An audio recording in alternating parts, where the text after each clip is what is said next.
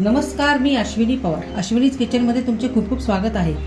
आजची आपली रेसिपी आहे मोड आलेल्या हिरव्या मुगाची सुकी भाजी.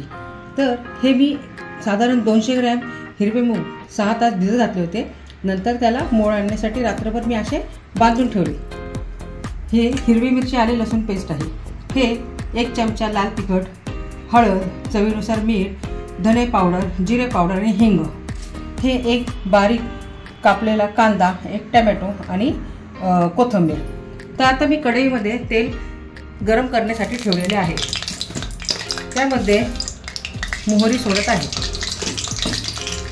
आणि ही हिरवी मिरची आले लसूणची पेस्ट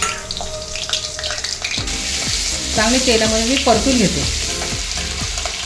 नंतर हा कांदा, टोमॅटो हे देखील मी तेलामध्ये चांगले परतून घेते. आपला कांदा आणि टोमॅटो चांगला तेलामध्ये परतून झालेला आहे. आता ही जी सर्व मसाले आहेत ना, हे मी यात सोडून ह्याला देखील चांगले परतून घेणार आहे. हे बघा, आता यात मी हे मोड आलेले जे हिरवे मूग आहे ना ते सोडते. हिरवे मूग हे अतिशय पौष्टिक असे कडधान्यामधले एक आहे. तुम्ही ही भाजी नक्की करा.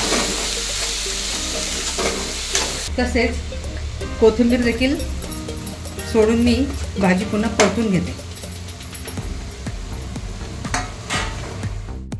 आता मी यात थोडेसे पाणी सोडते आणि एक 10 मिनिटं याला मंद आचेवर चांगले शिजवून घेते. मग आपली ही भाजी खाण्यासाठी तयार होणार आहे.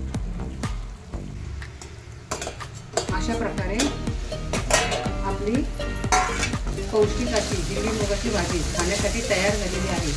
हे तुम्ही चपातीसोबत, भाकरीसोबत, भातासोबत खाऊ शकता.